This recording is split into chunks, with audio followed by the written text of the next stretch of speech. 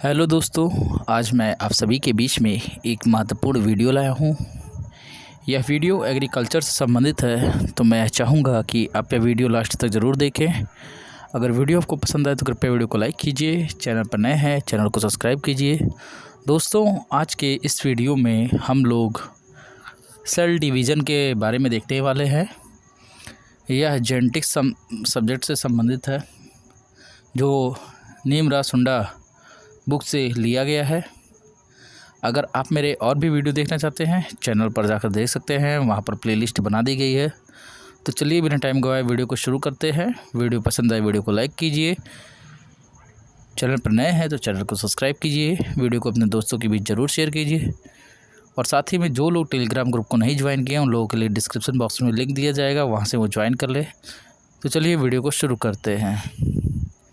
यह टॉपिक जो है नीम सुंडा बुक से एज इट इज़ लिया गया है। चलिए वीडियो को शुरू करते हैं।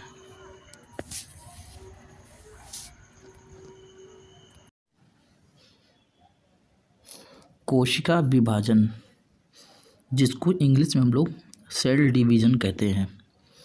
तो इसमें क्या होता है कि पहले से कोई कोशिका जो है मौजूद होती है, उसी से क्या होता है, नई कोशिकाओं का निर्माण होता है। और इस प्रक्रिया को क्या कहते हैं, कोशिका विभाजन। पहले से कोई कोशिका है, उससे नई कोशिका का जब निर्माण होता है तो उसे क्या कहते हैं, कोशिका विभाजन कहते हैं। अब इसमें जो है यह दो प्रकार का होता है। पहला होता है समसूत्री विभाजन होता है, जिसे माइटोसिस कहते हैं। और दूसरा होता है मेयोसिस, जिसे अर्धसूत्री विभाजन कहते हैं। तो समसूत्री विभाजन में क्या होता है, कोशिका का विभाजन जिसमें एक कोशिका आनुवंशिक रूप से समान दो कोशिकाओं को जन्म देती है, और ये दैहिक कोशिकाओं से उत्पन्न होती हैं, जो वनस्पति विकास के लिए जिम्मेदार होती हैं, समसूत्री विभाजन कहलाती हैं। तो समसूत्री विभाजन में क्या होता है कि कोशिका विभाजन में जिसमें एक कोशिका आनुवंशिक रूप से क्या होता है, दो समान कोशिकाओं को जन्म देती हैं। और ये जो कोशिकाएं होती हैं दैहिक कोशिकाओं से उत्पन्न होती हैं और वनस्पतिक विकास के लिए जिम्मेदार होती हैं। एक कोशिका है, टूटेगा दो समान कोशिकाओं में। अब अगला आता है दूसरा, अर्धसूत्री विभाजन। तो कोशिका विभाजन जिसमें एक कोशिका दो गुणसूत्रों के सेट के साथ चार कोशिकाओं को जो है जन्म देती है, और जिसमें केवल गुणसूत्रों का एक सेट होता है। ये कोशिकाएं जो हैं युग्मक यानी कि गैमेट गठन और यौन प्रजनन के लिए जिम्मेदार होती हैं। तो अर्धसूत्री में क्या होता है, मेयोसिस में क्या होता है कि कोशिका विभाजन, इसमें क्या होता है कि एक कोशिका जो होती है दो गुणसूत्रों के सेट के साथ चार गैमेट मतलब चार कोशिकाओं को जो है जन्म देती है, और जिनमें केवल गुणसूत्रों का एक सेट होता है। और ये कोशिकाएं जो हैं युग्मक गठन और यौन प्रजनन के लिए जिम्मेदार होती हैं। अब अगला आता है समसूत्री विभाजन, माइटोटिक डिवीज़न।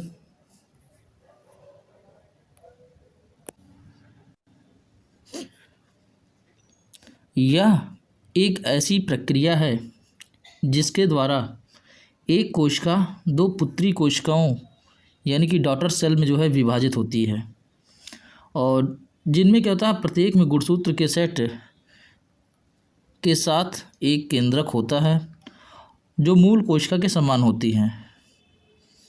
तो जो मूल कोशिका है उसके समान इसमें होता है।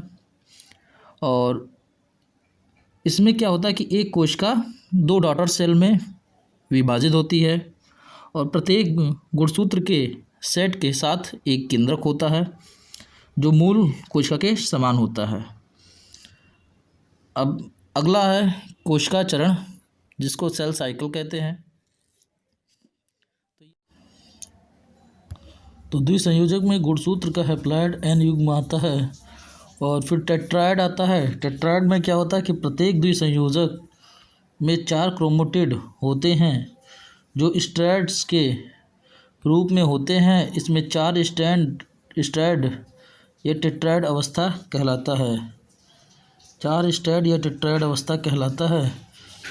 फिर आता है क्रॉसिंग ओवर। क्रॉसिंग ओवर में क्या होता है कि अर्धसूत्री विभाजन के दौरान गैर बहनों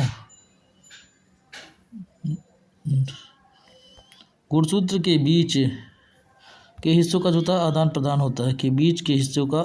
होता है क्रॉसिंग ओवर में क्या होता है कि अर्धसूत्री विभाजन के दौरान गैर जो है उनके गुणसूत्रों के बीच हिस्सों का आदान प्रदान होता है।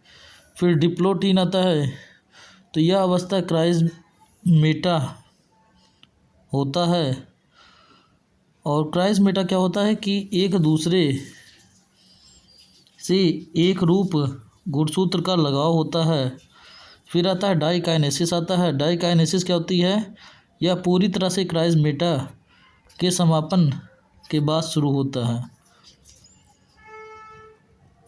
तो डाइकाइनेसिस क्या होता है? यह पूरी तरह से क्राइसमेटा के समापन में शुरू होता है।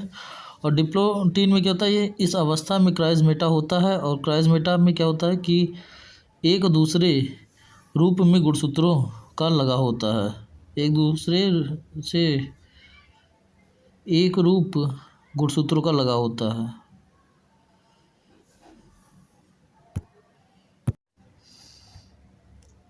जिसमें से पहला चरण है G1, दूसरा S, तीसरा है G2। G1 में क्या होता है कि प्री डीएनए प्रतिकृत चरण होता है। इसमें प्रोटीन और आरएनए का संश्लेषण होता है। G1 में क्या होता है कि प्री डीएनए प्रतिकृत चरण है और प्रोटीन और आरएनए का इसमें संश्लेषण होता है। तो पूछ लेता है कभी कभार कि प्रोटीन और आरएनए का संश्लेषण किस चरण में होता है इंटरफेज के, तो G1 में होता है। और एस चरण जिसमें संश्लेषण डीएनए आता है, डीएनए संश्लेषण होता है और हिस्टोन प्रोटीन होता है इसमें। तो एस चरण में क्या होता है? डीएनए संश्लेषण होता है और हिस्टोन प्रोटीन होता है। और G2 में क्या होता है? पोस्ट डीएनए प्रतिकृत चरण होता है और आरएनए और प्रोटीन विशेष रूप से सूक्ष्म नलिकाएं संश्लेषण का घटक है। तो G2 में क्या है? पोस्ट डीएनए प्रतिकृत चरण है। आरएनए और प्रोटीन विशेष रूप से सूक्ष्म नलिकाएं संश्लेषण का घटक है। तो G1 में प्रोटीन और आरएनए संश्लेषण होता है। और S में क्या होता है? डीएनए संश्लेषण होता है, हिस्टोन प्रोटीन होता है। और G2 में क्या है?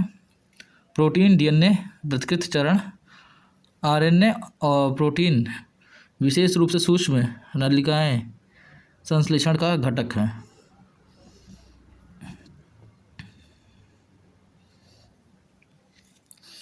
और सेल डिवीजन से एक क्वेश्चन FCI के मेंस में आया था जो रिसेंट में हुआ था।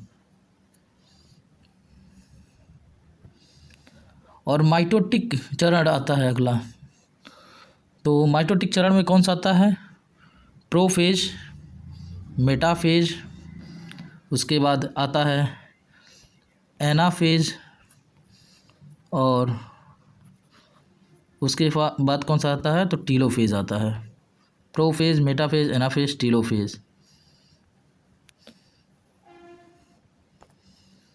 तो प्रोफेज में क्या होता है? माइटोटिक कोशिका विभाजन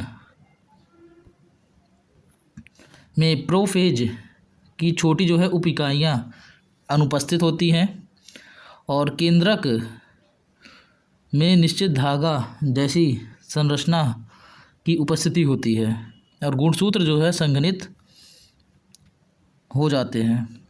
तो प्रोफेज में क्या है? माइटोटिक कोशिका विभाजन में प्रोफेज की छोटी उप इकाइयाँ अनुपस्थित होती हैं और केंद्रक में क्या होता है कि निश्चित धागा जैसी संरचनाएं वो जो है उपस्थित होती हैं और गुणसूत्र क्या होते हैं? इसमें संघनित हो जाते हैं। अब अगला आता है मेटाफेज। मेटाफेज में क्या होता है कि केंद्रक का विघटन होता है और धुरी तंत्र की उपस्थित होता है और क्रोमोसोम जो है भूमध्य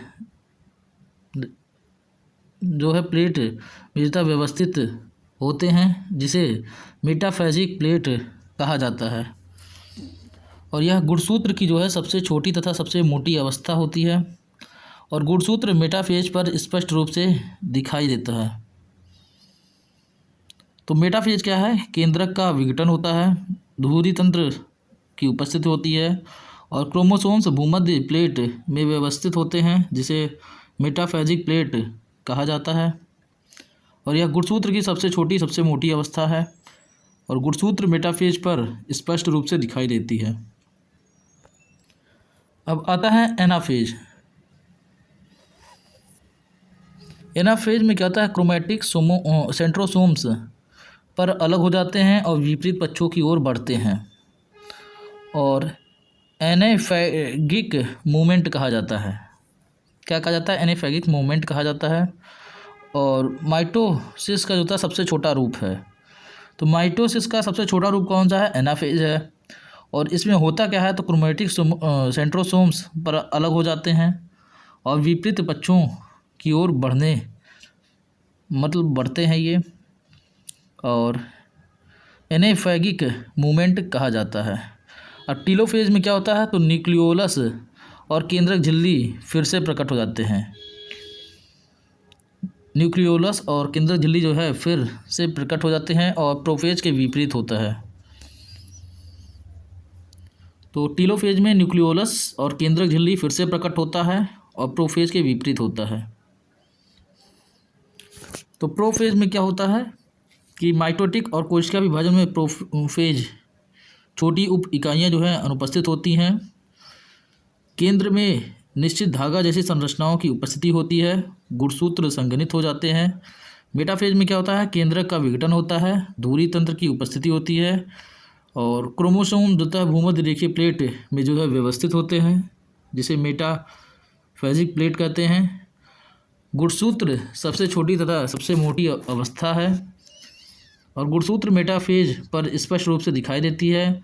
एनाफेज क्या होता है? तो क्रोमैटिड सेंट्रोसोम पर अलग हो जाते हैं, विपरीत पक्षों की ओर बढ़ते हैं, एनेफेगिक मूवमेंट कहा जाता है। और माइटोसिस का सबसे छोटा रूप है। और टीलोफेज में क्या है कि न्यूक्लियोलस और केंद्रक झिल्ली फिर से प्रकट होते हैं। यह प्रोफेज के जो है विपरीत होता है। अब तो इसका मतलब चरण क्या है? पहले है प्रोफेज, फिर है मेटाफेज, फिर है एनाफेज, उसके बाद टीलोफेज। अब आता है साइटोकाइनेसिस। साइटोकाइनेसिस क्या होता है? यह टीलोफेज के अंत तक पूरा हो जाता है और भूमध्य रेखीय प्लेट पर होता है ईआर एंडोप्लाज्मिक रेटिकुलम की झिल्ली तत्व और गाल्जी कॉय निकाय के उत्पाद फ्रैग्मोप्लास्ट में व्यवस्थित होते हैं। कोशिका प्लेट और उसके बाद मध्य लेमला को जन्म देते हैं। तो साइटोकाइनेसिस क्या है? यह टीलोफेज के अंत तक पूरा होता है। भूमध्य रेखीय प्लेट पर ईआर की झिल्लीदार तत्व होती है और गोल्जी निकाय के उत्पाद और फ्रैग्मोप्लास्ट में व्यवस्थित होती है और कोशिका प्लेट उसके बाद जो है मध्य लेमला को जन्म देती है।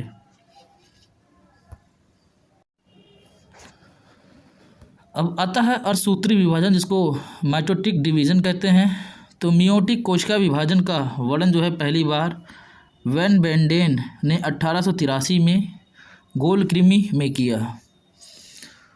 तो माइटोटिक डिवीजन अर्धसूत्री विभाजन क्या है? तो मियोटिक कोशिका विभाजन का वर्णन पहली बार किसने किया? तो वैन बेंडेन ने किया।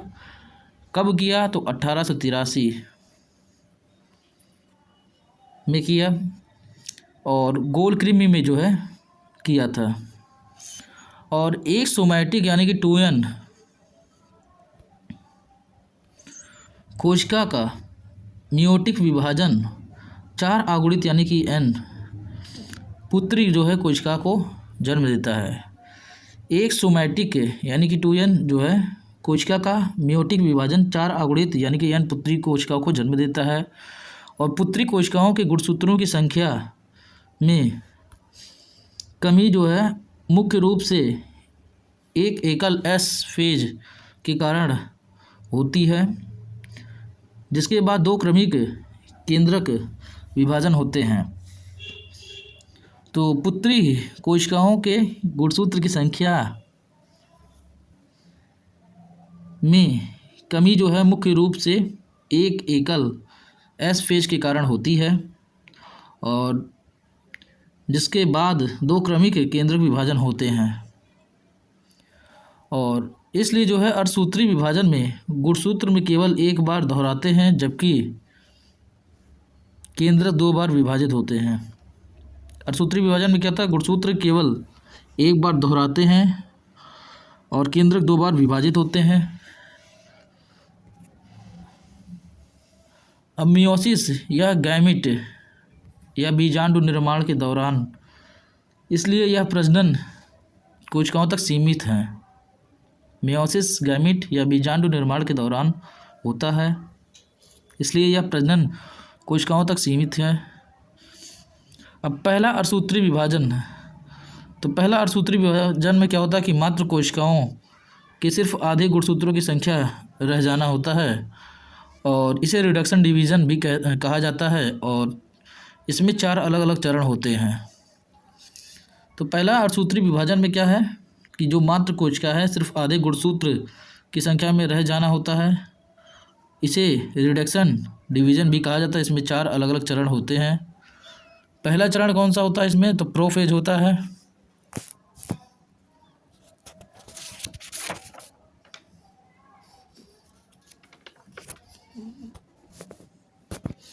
यह अवस्था सबसे लंबी है और 5 उपचरणों में जो है विभाजित होती है। प्रोफेज में क्या होता है, यह अवस्था सबसे लंबी है और 5 उपचरणों में विभाजित होती है।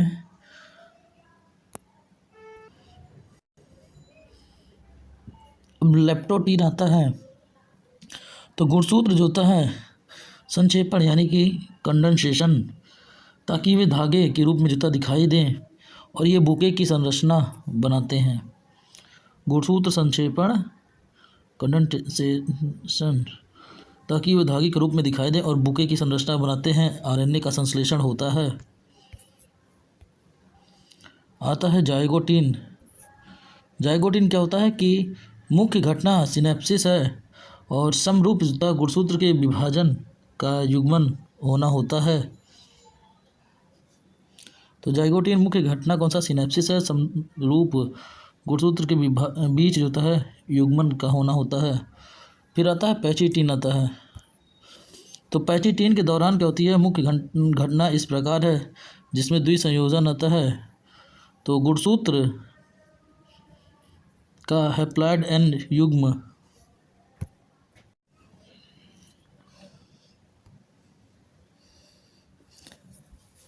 समसूत्री विभाजन, जिसको माइटोटिस डिवीज़न कहते हैं, माइटोटिक डिवीज़न, यह एक ऐसी प्रक्रिया है जिसके द्वारा एक कोशिका क्या होती है, 2 पुत्री कोशिकाओं में विभाजित होती है, और जिनमें प्रत्येक गुणसूत्र के सेट के साथ एक केंद्रक होता है जो मूल कोशिकाओं के साथ समान होती है मतलब। तो माइटोटिक डिवीज़न में क्या होता है कि यह एक ऐसी प्रक्रिया है जिनके द्वारा एक कोशिका 2 पुत्री कोशिकाओं में विभाजित होती है, जिनमें से जो है प्रत्येक गुणसूत्र के सेट के साथ एक केंद्रक होता है जो मूल कोशिका के समान होती है। अब अगला आता है कोशिका चक्र, जिसको सेल साइकिल कहते हैं। यह इंटरफेज माइटोसिस साइटोकाइनेसिस में जो है विभाजित होती है।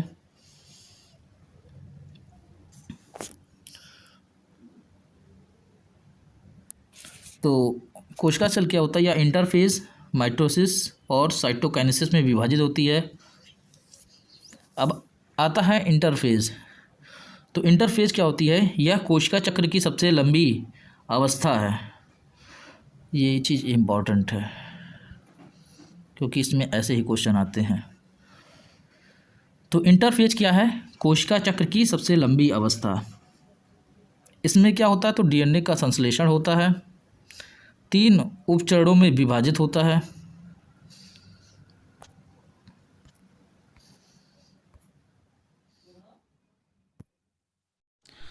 तो दोस्तों, ये था आज का वीडियो।